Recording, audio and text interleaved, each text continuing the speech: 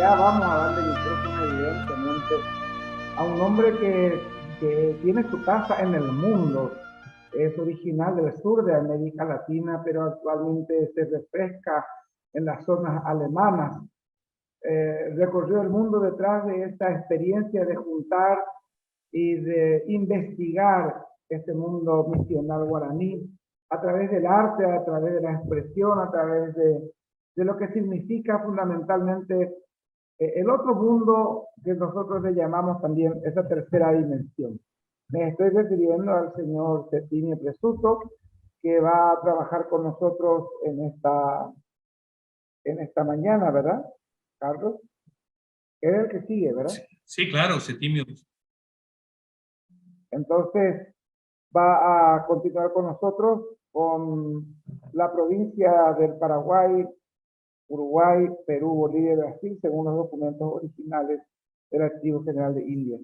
Entonces, Tinio, le dejo este espacio para compartir con nosotros. Bienvenido nuevamente. Es un placer de siempre compartir contigo.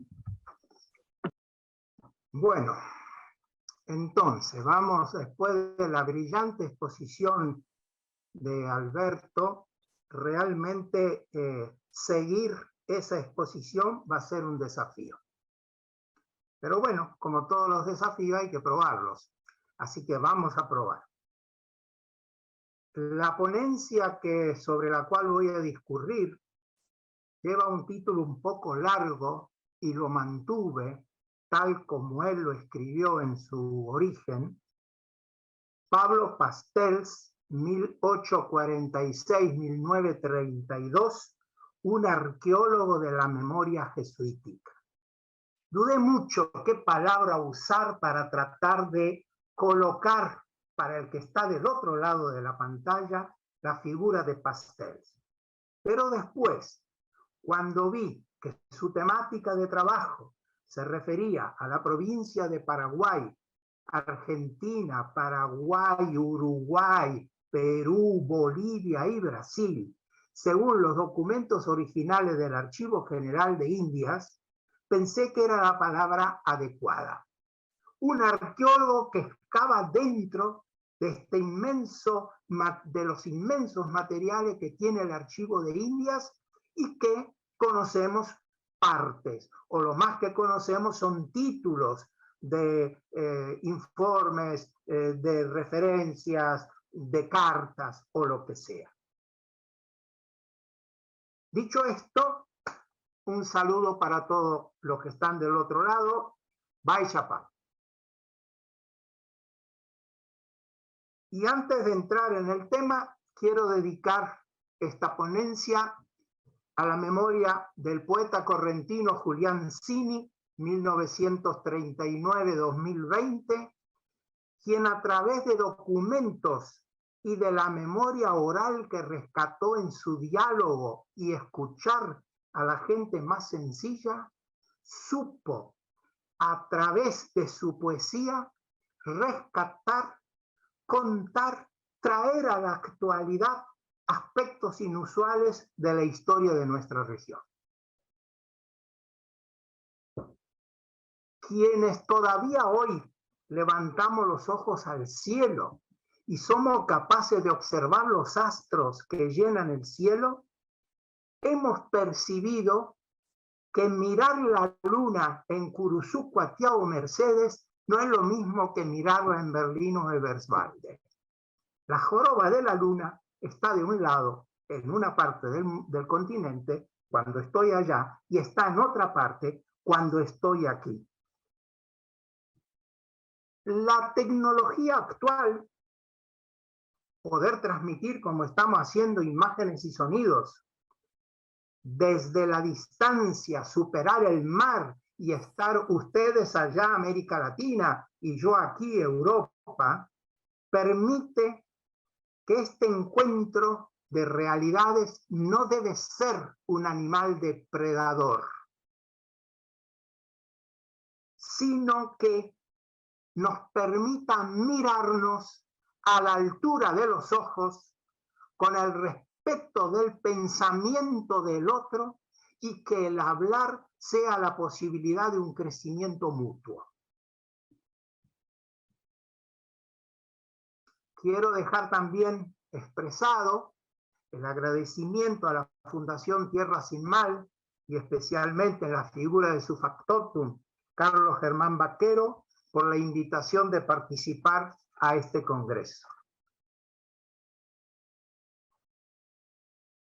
¿Cómo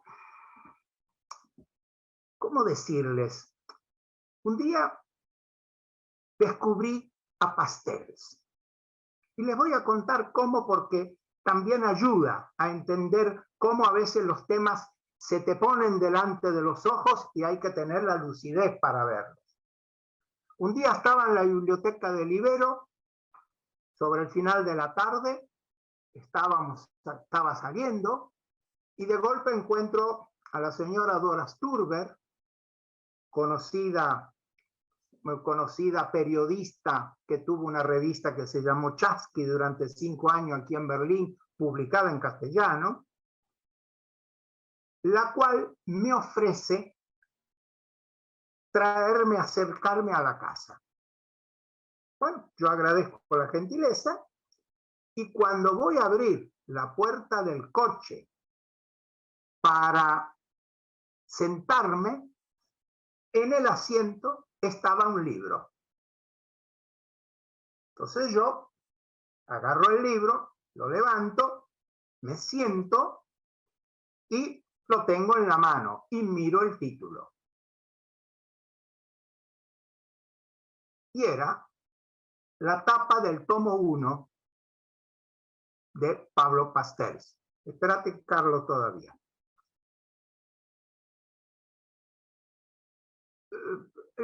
El nombre ya me había sonado con cierta fuerza.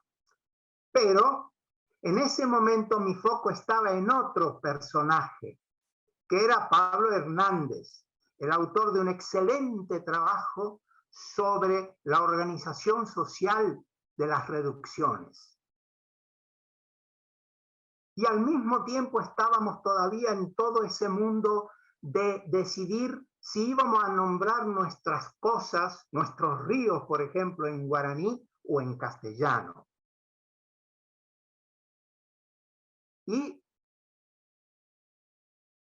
ese título, por favor, la imagen 01.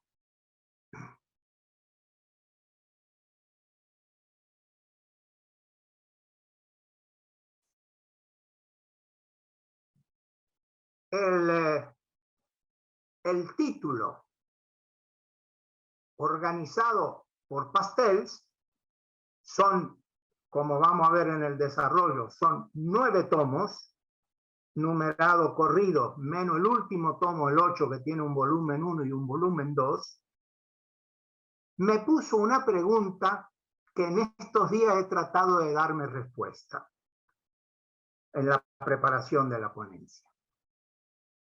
La pregunta fue, ¿cómo hicieron los historiadores jesuitas para contar su propia historia? Y yo identifiqué tres hipótesis. La primera, la que la mayoría de nosotros conocemos, que es Lozano, Del Techo, Charles Le Bois, que están en los libros clásicos, la mayoría de ellos, algunos escritos durante el periodo de estar en las reducciones y otros escritos en el exilio de Faenza cuando fueron expulsados, y Faenza en aquel entonces era Estado del Vaticano, el papado decidió reunir todos ellos en la misma ciudad que todavía lleva una marca muy fuerte, como pude comprobar cuando estuve hace poco en Italia y donde grabé el videíto de promoción de la charla. Después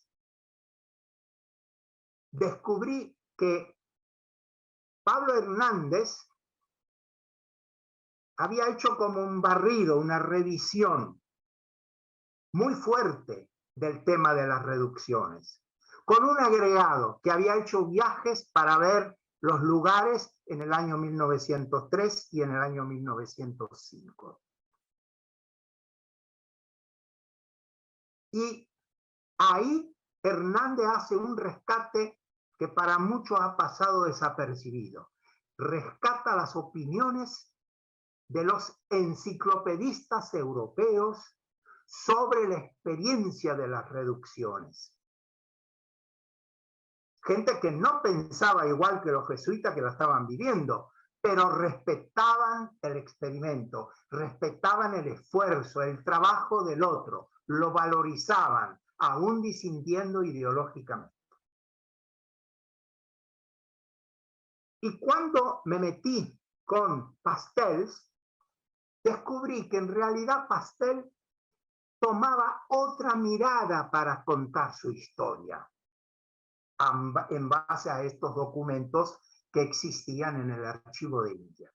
Y era una mirada mucho más completa, con muchas más caras, con mucho más elementos, junta desde la minuta del informe dentro de la orden, a la carta del gobernador, a la carta del que se queja porque hay una situación que no está bien por los tributos que hay que pagar para los indígenas.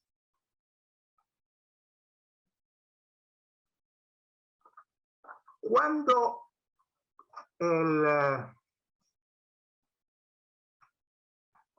Pastel comenzó a trabajar en el archivo de India, de este proyecto gigantesco, en el año 1905.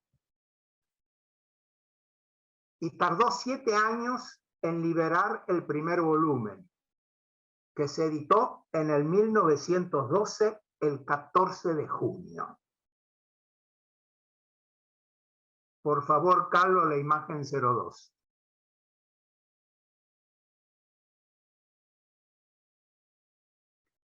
¿La podés ampliar un poquito?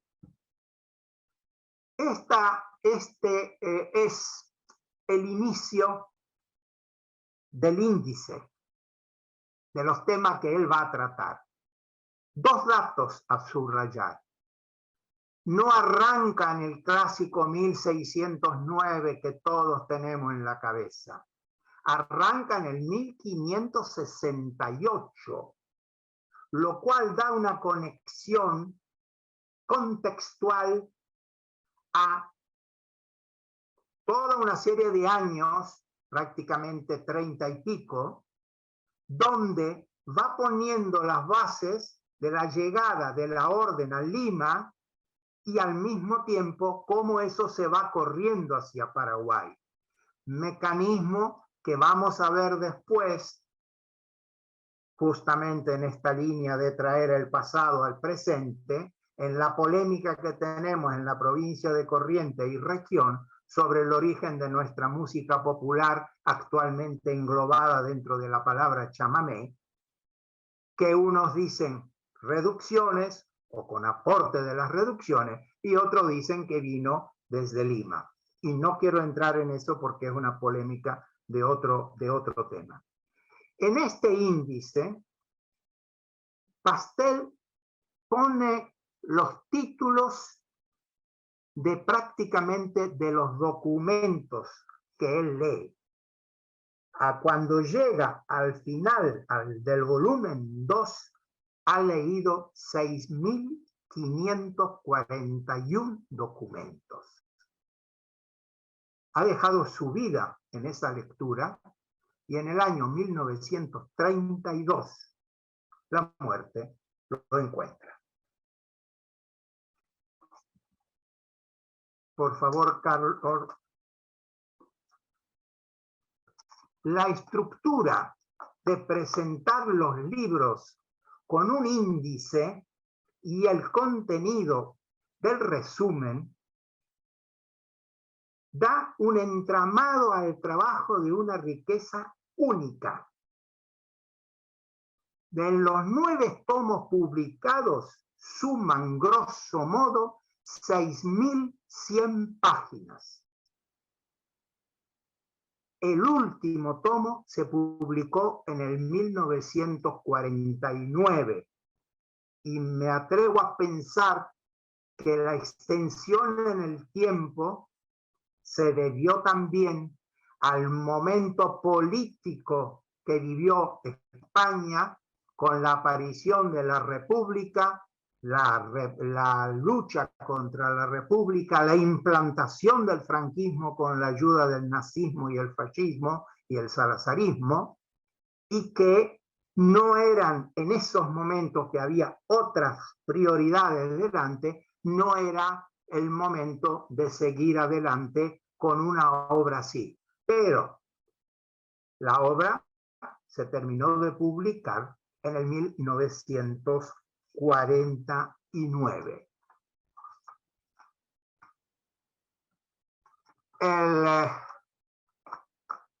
Estos índices, que al menos yo lamento mucho que en los libros actuales no existen más, fueron fundamentales para entender el entramado que hay adentro. Son para cada tema, cada palabra, está marcado el número de la página y está especificado si era persona, la nación de los isistines, la nación de los yuquis, nombre de tribus, si se refería a los indígenas, si se refería a una nación indígena. Es decir, dan al lector la posibilidad de navegar en un material muy, muy amplio, del cual realmente uno no puede ser a menos. Y entre otras cosas, rescata también los nombres de los caciques. Caciques que en nuestra historia, hablo de la argentina, de la brasileña y de la paraguaya y de la uruguaya y la boliviana, fueron dejados de lado, pertenecieron a los grupos de poder, pero cuando ganó uno de esos grupos, el mundo blanco, que no supo entender que había que tener una capacidad de diálogo con los otros, no de destrucción, fueron puestos de lado. Existe una obra en la sala de lectura del Ibero donde están las biografías de la mayoría de los soldados y jefes que participaron en esa abominable campaña del desierto, por lo cual se destruyó el mundo indígena argentina, pero que yo sepa hasta ahora, no existe una obra donde se rescata los caciques que hicieron nuestro país y los países de la región guaraní exactamente al mismo nivel, solo que la historia oficial los borró. La próxima, Carlos.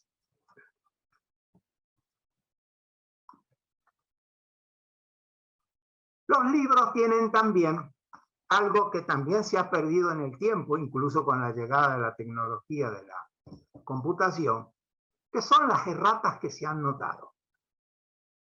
Esto implicaba que una vez compuesto el libro, se lo releía y se encontraban los errores que se habían podido pasar y agregaban a último momento una hoja a través de la cual marcaban lo que habían detectado. No estoy haciendo un análisis ni un discurso nostálgico, no, en absoluto. Lo que sí estoy haciendo es un discurso de que en el curso de los años y con la llegada de la nueva tecnología, hemos perdido rigor. Me incluyo yo también. Hemos perdido rigor. Porque antes, si había que cortar y pegar, como muchos de nosotros hemos hecho en algún momento de nuestra vida, se trabajaba con otra capacidad de concentración, se trabajaba con un pensar antes mucho más extenso de cómo se hace hoy, porque si me equivoco la computadora arregla solo, corrige solo, en fin. Pero así también los libros salen muchas veces, los hay también sin errores, con muchos errores. Y no solamente de ortografía, sino también de conceptos.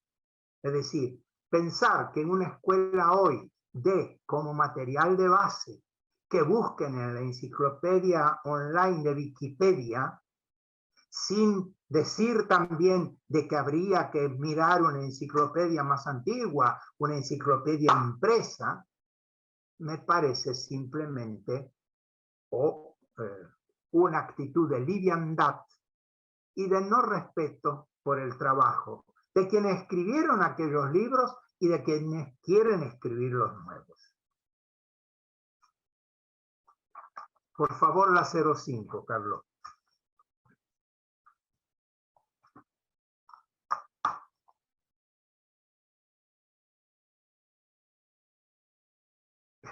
Pastel, en el inicio del primer tomo, incorpora este párrafo que ustedes tienen delante de los ojos y que lo voy a leer porque me parece sumamente importante y que de alguna manera complementa el concepto que acabo de decir. En cada documento que él vio, se anota ante todo la asignatura que lleva en el archivo de Indias para que si el lector duda de la fidelidad del extracto, pueda acudir al archivo y estudiar por sí mismo el texto íntegro del documento. Se resume después la sustancia del escrito, con más o menos extensión, según sea mayor o menor la importancia del objeto.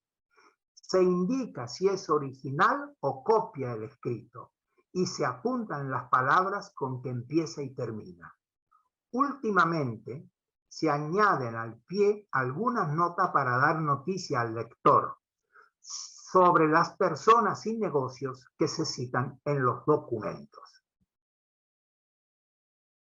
Aquí nos está dando una bellísima lección, es la primera palabra que me viene, pero nos está dando herramientas para cómo comportarnos delante de los materiales, como él lo hizo en su momento, como nosotros tendríamos que hacerlo en nuestro momento.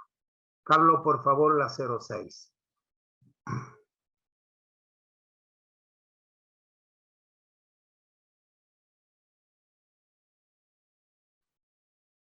Y aquí vuelve él, pensando que esto fue escrito en el año 1912, en el archivo de India se encierra la historia de un pasado ennegrecido de vez en cuando por siniestras sombras, pero indudablemente grandioso y estupendo.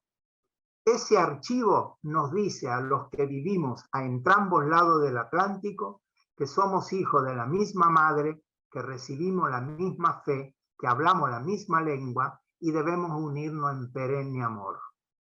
Con particular agrado hemos visto reunirse bajo la bóveda de este archivo ingenios eminentes de aquende y allende los mares, quienes trabajando infatigablemente en reconstruir la historia de nuestros pasados tiempos, han de aumentar sin duda el torrente de luz que el progreso histórico difunde en las naciones modernas y preparan de este modo día de júbilo para España y América.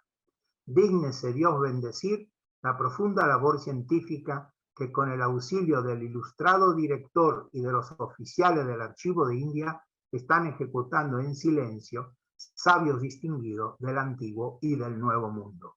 Antonio Astrain es el sacerdote jesuita que firma la introducción del libro de Pastel. Sobre este prólogo hoy podríamos agregar que se ha hecho una relectura sobre la función, figura y actitud del mundo español en la destrucción de las culturas originarias del continente. Destrucción que no fue solamente una destrucción cultural. Me atrevería incluso a hablar que fue una destrucción, invasión al ambiente, al territorio y el inicio de una rapiña del continente de sus riquezas, sea las que estaban en la superficie, sea las que estaban bajo tierra. La 07, por favor, Carlos. Y aquí tenemos al autor de este inmane esfuerzo. Este es el Pastel. Es una foto clásica de él. Hay muy poco material fotográfico. Encontré dos nada más. Me quedé con esta porque me pareció la mejor. Clásica foto posada. Este hombre, 32 años desde el 1905 al 1932, pasó sus días leyendo documentos, clasificando todo esto, y el día 15 de junio del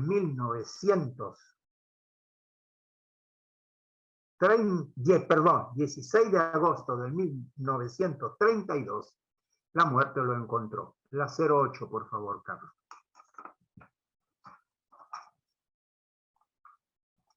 Ahí las publicaciones empiezan a tener un agregado. Conservan el nombre de Pastels y agregan la continuación por F. Mateos, también sacerdote jesuita.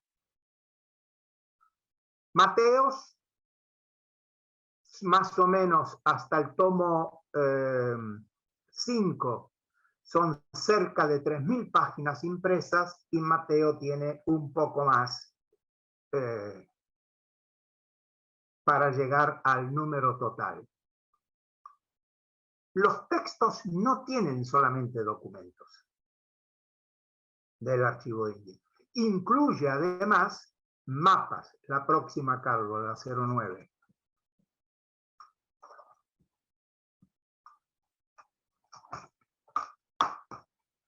Mapas sobre los cuales vale la pena detenernos un momento, no para analizar el mapa, sino para entender un concepto que para mí, importante, que es el siguiente.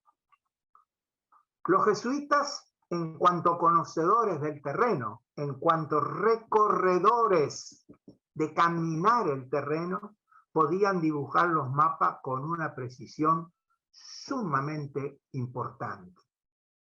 Muchos de los mapas de los jesuitas dibujados en esa época fueron usados por cartógrafos europeos, y sin dar crédito a la fuente, cosa que sigue existiendo todavía hoy, dejan que venden el nuevo mapa y se olvidan dónde fueron a pescar.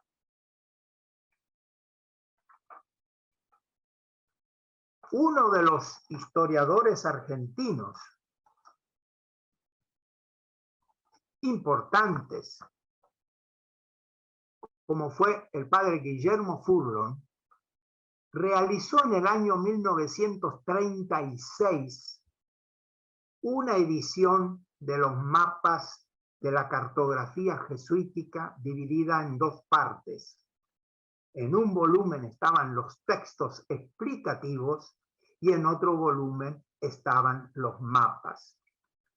Esa edición, pocos ejemplares, no todos han tenido acceso a ello, no ha sido digitalizada, y que por lo tanto nos quita la posibilidad de entender la dinámica de la región a través de los dibujos de los testigos del momento.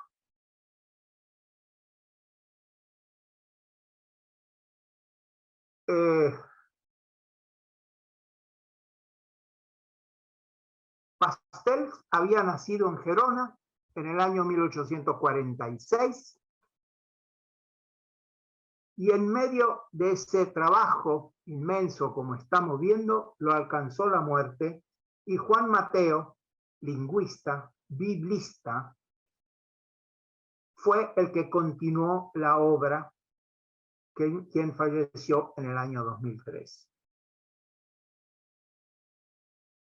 Grosso modo, dije ya que son 6.100 páginas impresas, de las cuales 2.973 lo fueron hasta la muerte de Pastel y 3.124 con Mateo. Las páginas transmiten el entramado profundo entre el poder religioso y el poder político. las consecuencias que tuvo ese entramado para todos los países del continente, absolutamente todos. Y el choque que significó hollar la tierra americana, no entender los códigos de las civilizaciones que estaban sobre esa tierra y querer aplastarla cultural, religiosa y económicamente. Con esto he dado lo que a mí me parece que es una primerísima aproximación a este riquísimo mundo de la mole de información que Pastel pudo consultar, pudo transmitir y que son accesibles hoy. La cosa no termina aquí. Voy a seguir para rescatar algunos momentos para mí significativos para entender el entramado de la información que tiene Pastel. Deja el mapa ahí tranquilo que después yo te digo cuando entra la otra. Por ejemplo, sale afuera una información que en el año 1587 ya hay tráfico de esclavos negros en el puerto de Buenos Aires. Hay un pirata inglés que llega hasta el puerto y hay luchas entre las potencias europeas que quieren apropiarse de ese nuevo territorio que ha aparecido en al mundo y que todavía, lo digo irónicamente y entre comillas, no tiene dueño.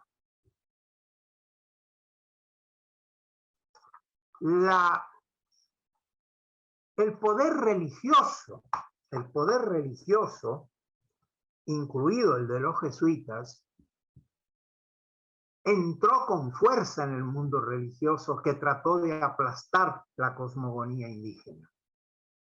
Tal es así de que en uno de los informes dice que en Perú, donde hubo una destrucción masiva de elementos de las así llamadas idolatrías, han deshecho más de 2000 ídolos. Me pregunto y pregunto, ¿cuánta información se destruyó en ese momento que se destruían lo que el mundo indígena había plasmado en esos ídolos?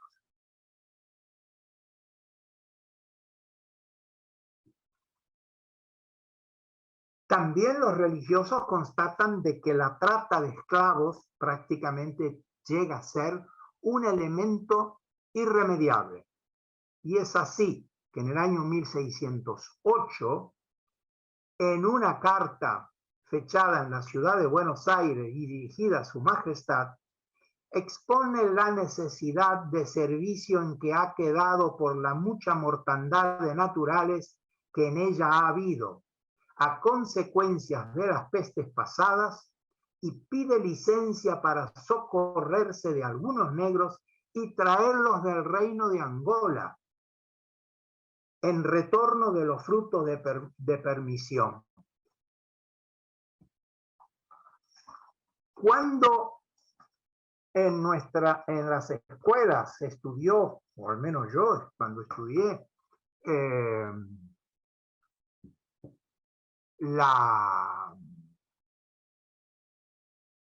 tema de los negros era un tema perdido. Y últimamente, mientras preparaba otras cosas, encontré una referencia al tema de los negros en Argentina. En la expedición de Rosa a invadir el desierto, él en sus batallones tiene un batallón de libertos formado por solo negros, 176. El material de Pastels agrega, a mi modo de ver, otra cosa, y introduce las estadísticas, a su manera, las estadísticas, que leídas dan una información muy fuerte, porque, por ejemplo, cito de una estadística de pueblos de indios perteneciente al gobierno de Paraguay y que muestran también cómo un pueblo podía vivir hoy, no vivir mañana, desaparecer y volver a aparecer. Por ejemplo, da el nombre de los pueblos. Cataguás. Hay un párroco. Está en el mismo lugar. Tiene la misma cantidad de indios o indígenas. Está atrasado. Hay encomendados y el pueblo está en este momento activo. De 5 pueblos cuyos nombres no constan, que hay un clérigo que está situado en las vecindades de Villarrica, que el número de habitantes es numerosísimo, que fueron asaltados y que están encomendados a los españoles y que ahora está destruido. Ese tipo de información, el libro está lleno.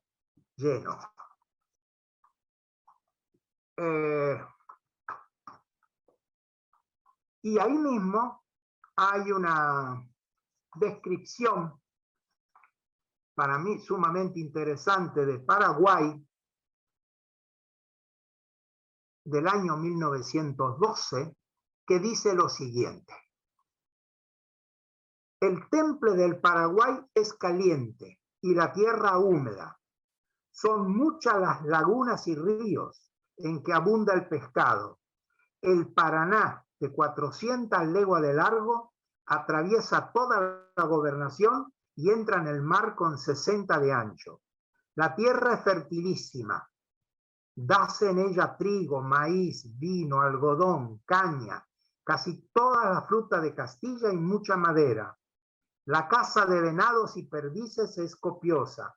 No corre la plata, ni se usa vender en las plazas, sino en Buenos Aires, y abunda el ganado caballar y vacuno. Los indios cristianos no pasan de 9.000 y los infieles serán 200.000. Con sus mujeres e hijos serían 600.000, con los cuales no se ocupan más que a sacerdotes descalzos. El uno de ellos, gran siervo de Dios y muy antiguo, el padre Bolaños, y 6 padres de la compañía en 3 provincias y 12 clérigos, todos lenguas, conocían el idioma guaraní. Otros religiosos de San Francisco y 4 de la compañía la saben y están ocupados en Buenos Aires y en la Asunción. Los encomenderos serán 500.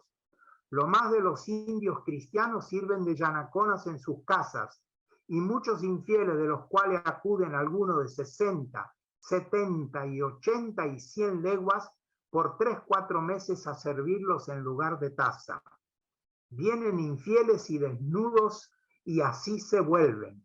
Corre el vicio de tomar la hierba muchas veces al día para hacer vómitos, con grave daño de lo espiritual y corporal, porque les quita la frecuencia del Santísimo Sacramento y los hace holgazanes. Este entramado geográfico de distancia también nos hace entender que toda esta experiencia no hubiera podido ser posible si no hubiera habido una activa participación del mundo originario. Durante muchos años yo tuve la sensación de que cuando hablábamos de las reducciones quedaban excluidos los originarios. Y después, cuando en el 1995 pude hacer la ruta de las reducciones, gracias al arquitecto Corbetta en Asunción, que me llevó por todas ellas, ahí entendí que no hubiera sido posible nada de lo construido y que hoy admira el mundo si no hubiera habido una participación total y activa del mundo originario. ¿Cómo se produjo la simbiosis? ¿Qué método usaron los jesuitas para convencer a los originarios a hacer ese enorme trabajo? Yo no tengo la respuesta y la dejo ahí en el horizonte. Pero es una constatación realmente que sería injusto no tomar en cuenta a los habitantes originarios en la construcción de su propia realidad. Y ya para ir acercándome al final,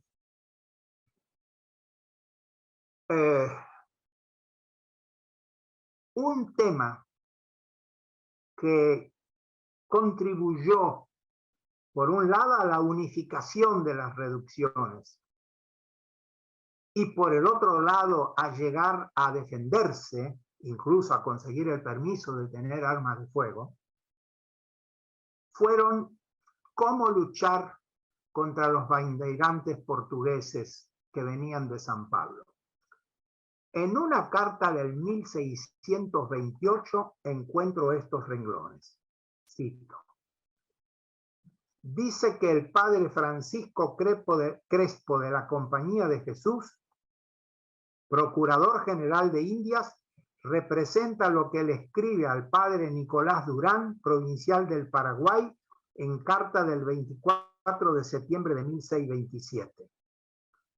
Que habiendo visitado las reducciones de indio que los religiosos de la compañía han hecho con el cuidado que acostumbran poner en la educación y aprovechamiento de los naturales, reconoció que muchos de los portugueses de la villa de San Pablo, que es el primer pueblo del Brasil, 10 jornadas de las postreras reducciones, vienen cada año a cautivar los indios de ellas y los llevan y venden en el Brasil como si fueran esclavos, con tanta crueldad que a los niños y viejos que no pueden caminar, los matan y dan de comer a sus perros.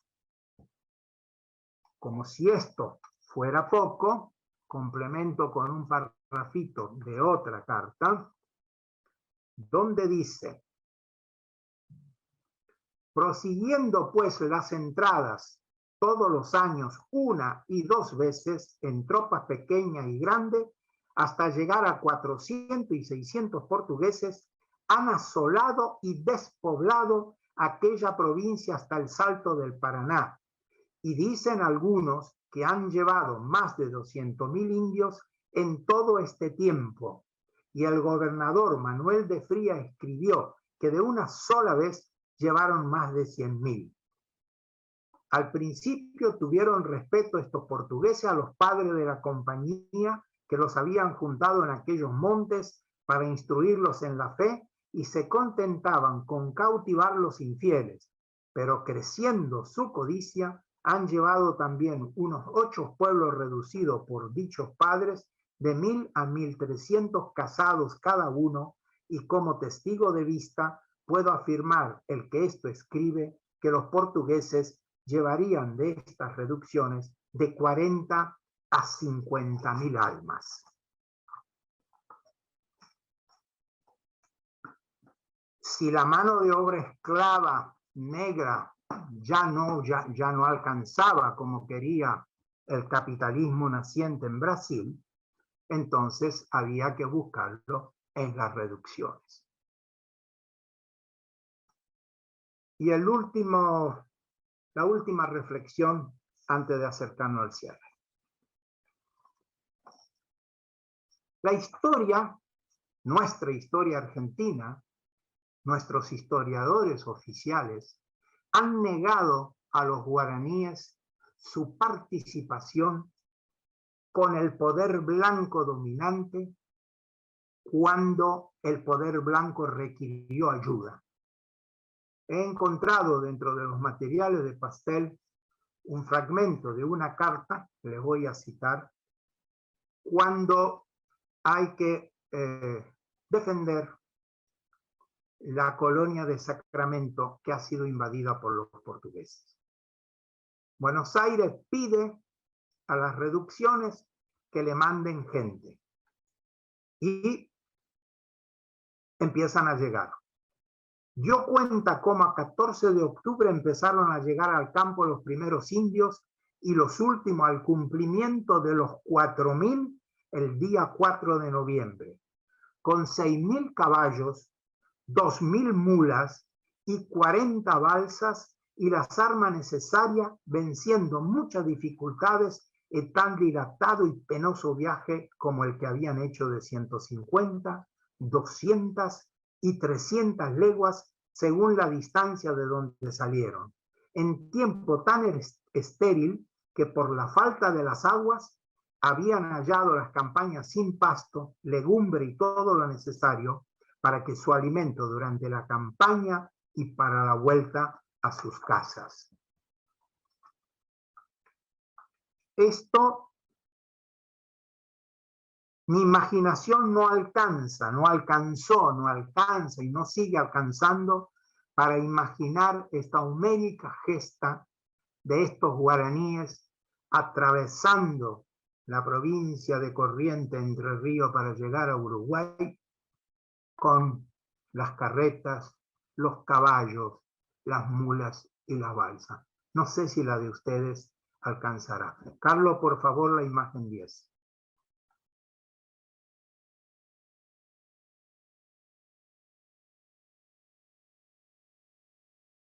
Esta es la tapa del libro del padre Antonio Sepp, publicado en Alemania en el 1697, el cual libro ya había tenido una primera edición en el año anterior y va a tener otra en el año 1704. La imagen 11, por favor.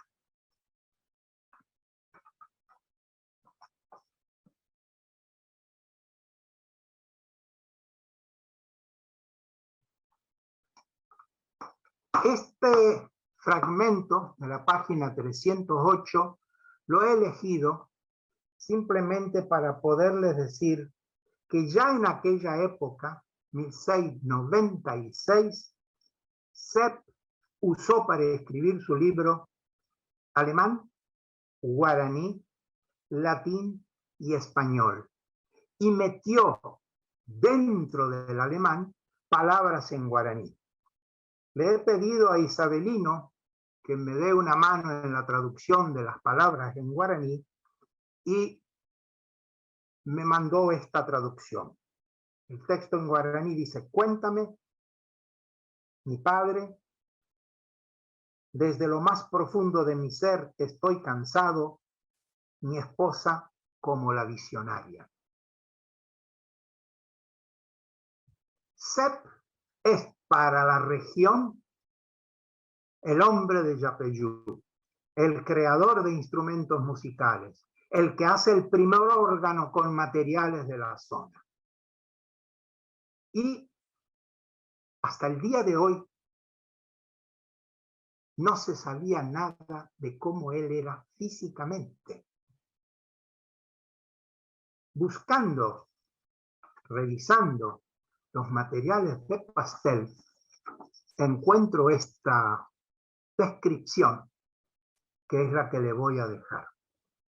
En una lista de sacerdotes que llegan de España, en el número 21 figura Antonio Sepp, sacerdote de Innsbruck, 35 años, mediano, pelo castaño. Hasta aquí lo que he podido excavar de este yacimiento de Pastel. El resto será para quienes vengan después, para quienes tengan interés, y espero que este magma de información que he puesto sobre la mesa, de alguna manera encuentre una agüita con la cual crecer, dar hojas y por ahí un día un fruto. Muchas gracias.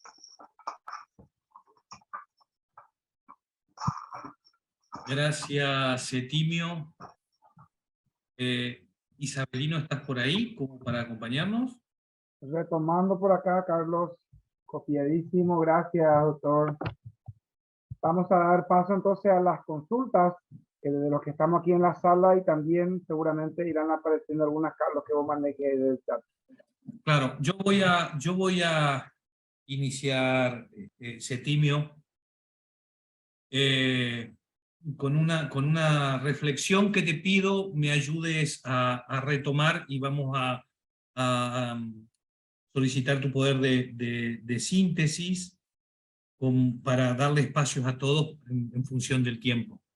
Indudablemente, el avance de la tecnología ha cambiado la investigación, el acceso a la información, la metodología, la operación, perdón, la aparición de nuevas investigaciones, la digitalización, las imágenes satelitales, pero nada reemplaza la búsqueda humana manual de archivo de aquellos viejos documentos. No lo hizo hace 100 años, no lo hizo hace 200 años, ni tampoco lo hace ahora. Eso todavía no nos soluciona la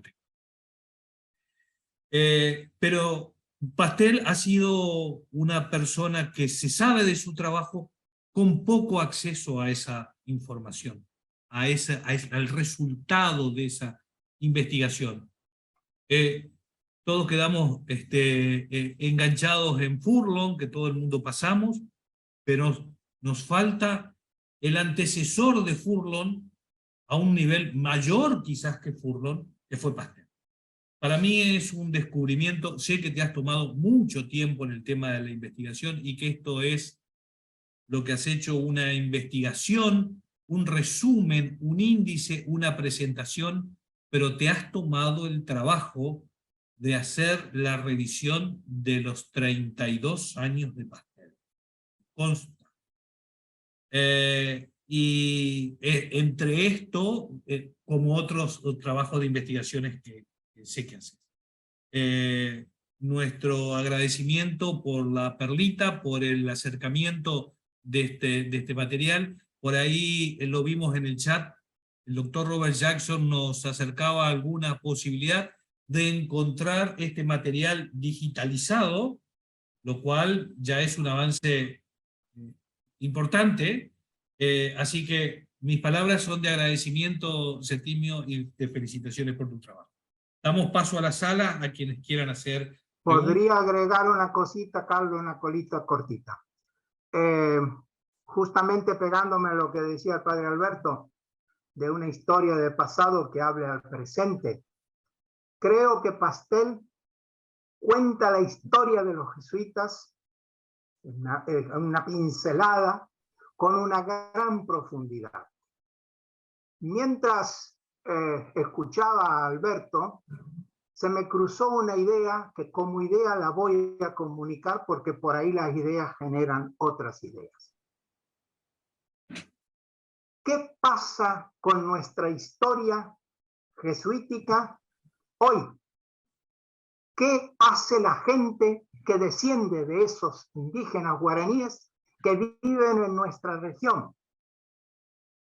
¿De qué manera viven ellos hoy este territorio que fue de ellos desde siempre y del cual hoy se sienten excluidos? Hay un excelente trabajo de un antropólogo chileno, Carlos Contreras Painemal, sobre los tratados mapuche con la corona de España. Cuando me mostró el trabajo, ya hace unos años, constaté que ninguno de los tratados firmados había sido respetado. Siempre el poder blanco pisó al poder indígena, lo aplastó. Y hoy, en un continente que hierve, pero hierve con mucha fuerza, me doy cuenta que en realidad los indígenas, los verdaderos dueños de la tierra, están excluidos a todos los niveles. Me atrevo a pensar que los indígenas de hoy son como los palestinos a nivel mundial. tenían un territorio, todo el continente, se lo achicaron. Y ahora ni siquiera le dan el espacio mínimo donde poder apoyar los pies. Es tiempo que el poder político blanco, venga de donde venga, respete a esta gente que construyeron nuestro continente junto con los otros, a pesar de los otros. Entonces, creo que si el poder blanco empieza a escuchar al mundo indígena y al mismo tiempo le empieza a dar un espacio, ese diálogo puede ser positivo. Si no, nuestros países podremos ganar muchas cosas, pero mientras que los indígenas no alcancen dignidad y tierra, no vamos a ir adelante. Gracias, gracias Septimio. Isabelino, ¿alguien más de la sala? ¿Preguntas? Vamos a darle participación a la gente, Carlos. Aquí hay agradecimientos en el chat. No sé si hay alguna consulta. De hecho que es bastante rico toda esta proyección que nos presentaba ahí Septimio. Y más todavía recurriendo a ese guaraní antiguo, que también de alguna u otra forma es nuestra fuente y a la que debemos de recurrir para poder comprender todo este sentido antropológico de la lengua. Entonces, de alguna u otra forma nos ha llegado y tenemos ese recurso, gracias a Dios, escrito. No toda, porque no olvidemos que esta lengua oral, hay aspectos que se ciñen a la expresión, a los gestos y que quedaron en esa línea.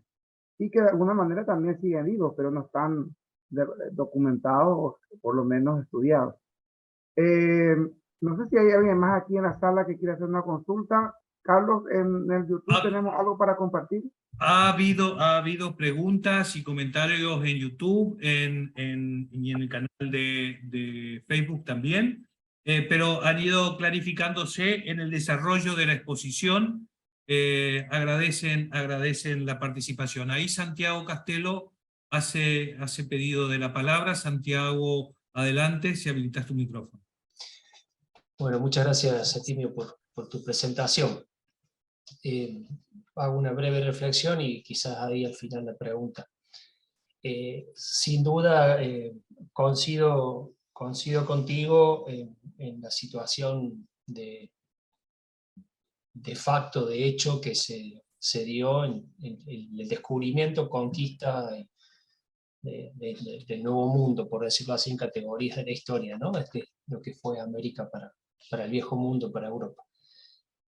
Ahora, haciendo una mirada diacrónica y sincrónica, me pregunto en el presente, aquí, en el siglo XXI y en el 2022,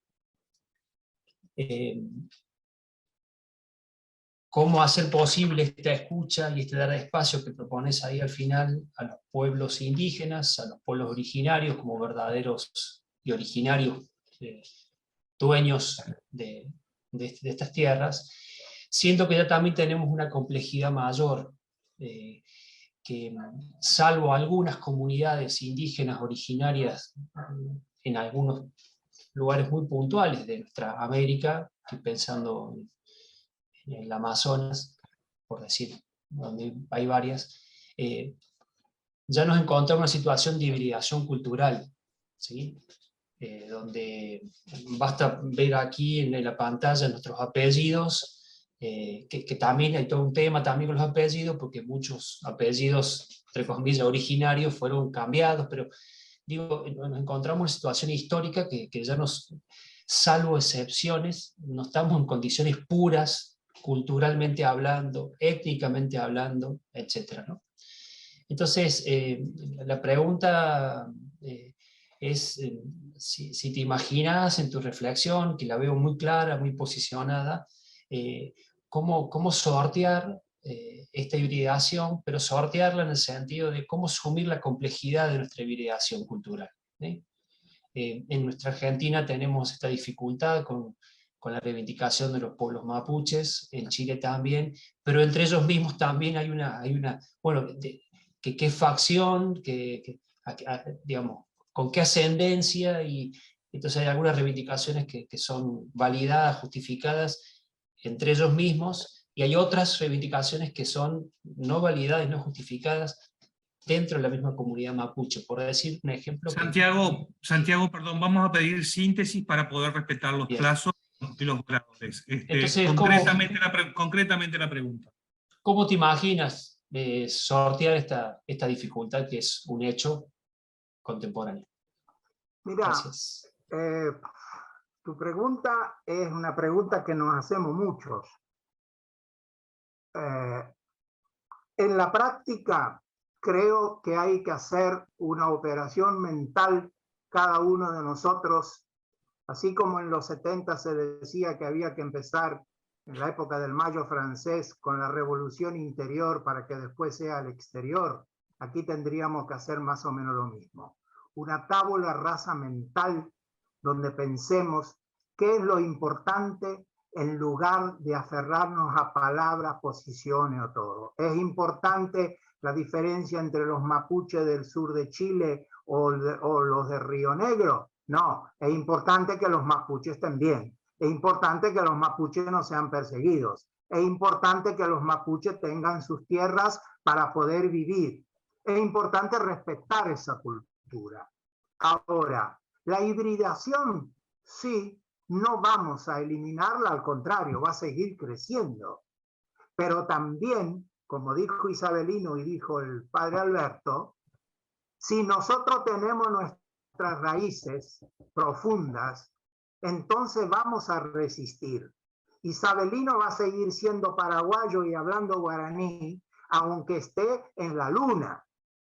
Yo, que soy italiano de origen, pero crecí en Curuzú, Cuatiá, me siento correntino, no me siento italiano. Y para mí, yo vibro mucho más con cuando hablo español, cuando escucho una de nuestras músicas, que cuando estoy escuchando Vivaldi o estoy escuchando Zipoli. Aunque ya Zipoli empieza a ser una hibridación, porque Zipoli es de Italia, pero también es de nuestra región. Entonces, creo que fundamentalmente lo que hemos perdido, como dice un amigo querido de Curuzú, Cuatiá, hemos perdido el cartabón en el país y en la región. No hay más un parámetro donde medirnos. Y es necesario que recuperemos ese parámetro, porque si no, vamos al desbande. Desbande en la parte ecológica, en la parte humana, en la parte de la pérdida de la dignidad y de la memoria, y en la parte de que, como dice el Martín Fierro, si no estamos unidos, nos devoran los de afuera. Y los de afuera son los medios de comunicación, los grandes terratenientes que siguen comprando tierras, los gobernadores que siguen talando los bosques en lugar de dejárselo a los indígenas. Es decir, hay que rever una posición, pero esa posición es ética, cultural y política, las tres cosas juntas. Porque síntesis, si no, por favor, Septimio, te voy a pedir síntesis, por favor. Sí, estoy cerrando, Carlos. Porque si no, no vamos a ningún lado. Es decir, si trabajamos la ética y no trabajamos la cultura, son dos mundos separados. Si trabajamos la ética y no trabajamos la política, lo mismo. Yo lo que le puedo decir es que después de haber descubierto Pastel, haberme metido en la cabeza adentro, he descubierto un mundo con sus reglas, sus entramados y sus cosas. Nuestro mundo actual es un mundo mentiroso. Es un mundo que manipula la información. Pastel, delante del documento, lo que hace es, esto lo escribió fulano y esto es lo que dice. Nuestro mundo hoy no. En el año 1904, Vialé Macé hace un viaje por la Argentina recorriendo para escribir la base de lo que después fue la primera ley obrera del país. Y cuando se refiere al Chaco dice así, y con esto cierro: los blancos necesitan un contrato, lo firman, pero después Esto le decía el cacique Mataco a Vialé Macé. Pero después no lo respetan. Si ellos respetaran los contratos, todo esto sería distinto. Si somos capaces de hacer un contrato ético, de mirarnos a la altura de los ojos, uno con otro, entonces vamos a ponernos en un camino donde juntos podemos encontrar la solución. Pero si de una parte lo que quieren es canibalizar al resto, entonces no lo vamos a conseguir. Y esto, ojo, no es que soy pesimista, soy muy optimista de que las cosas se pueden cambiar. Pero para cambiarlo es necesaria la voluntad de todos, los de una parte y los de la otra. Isabelino. Gracias, don Septimio. Como siempre, un placer escucharte. Y no es la primera vez que tenemos así este tipo de novedades desde tu investigación. Esperamos seguir contando con esta luz tuya y con esta posibilidad que nos abre para continuar, porque es un camino que se nos abre. Y agradecidísimo, por supuesto, también aquí en el auditorio la gente está agradeciendo y vale la pena ese agradecimiento. Gracias, don Septimio. No, gracias a vos, Isabelino.